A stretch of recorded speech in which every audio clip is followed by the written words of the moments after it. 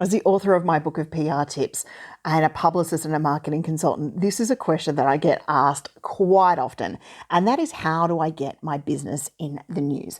Now, as business owners out there, getting yourself in the news is a great way to build your know, like, and trust factor and your credibility with your audience. Now, the news is no longer the 6 o'clock news.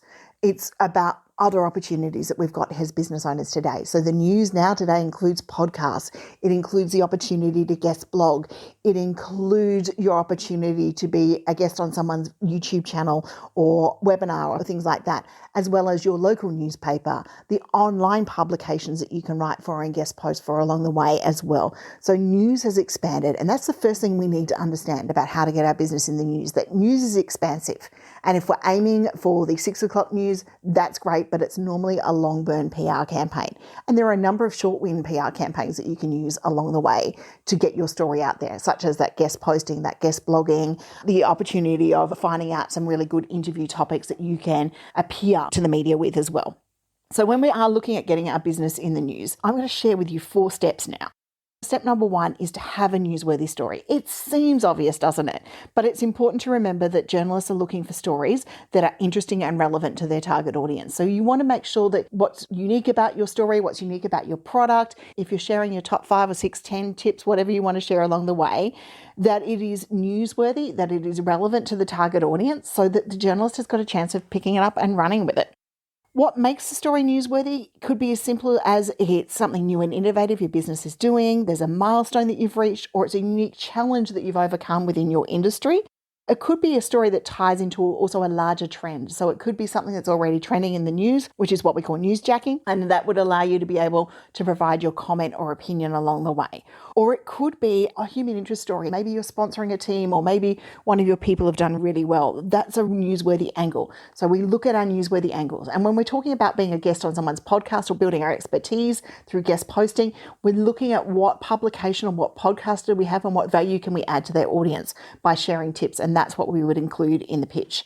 And then once we've got our newsworthy angle, we want to target the right media outlets. Not all media outlets are created equal. Some outlets are more likely to be interested in certain types of stories. So you don't want to be pitching to the wrong ones. Now, you might appear on things like the Today Show, but the first series of stories that you pitch may not be relevant. You want to make sure that when you start to pitch those bigger channels, you pitch the right stories to them.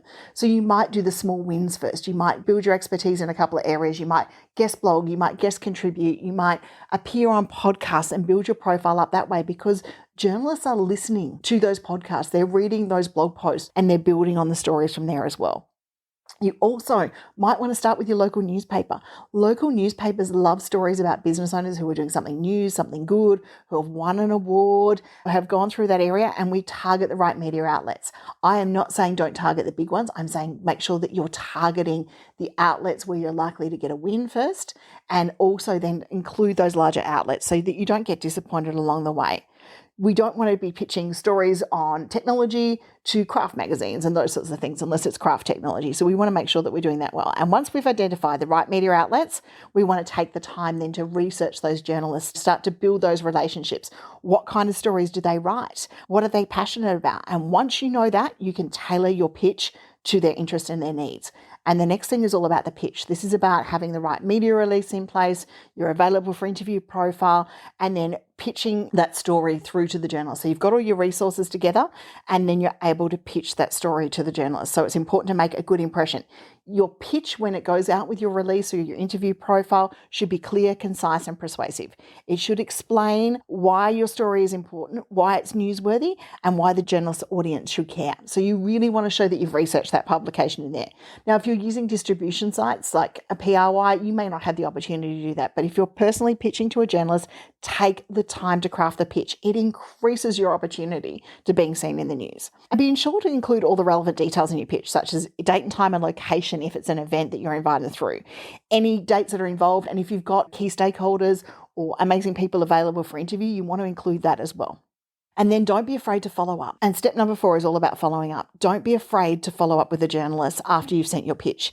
If you don't hear back from a journalist within a week or 2, send a polite email to check in. And when you follow up, be sure to mention your pitch, why you think the journalist audience would be interested in your story, and you can offer additional information, resources if they have any questions along the way. But the follow-up is important because quite often pitches and email pitches get lost in email campaigns. So we do want to make sure that we follow up.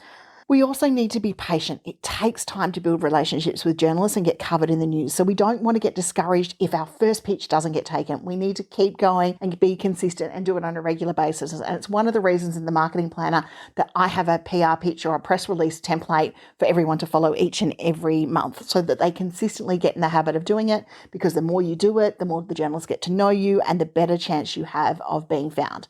Be helpful, be a source. If a journalist contacts you, be responsive and helpful. Provide them the information they need. Be willing to answer those questions because they are going to have them along the way. Sign up to sites like SourceBottle in the same time so that you're getting those pitches coming to you as well.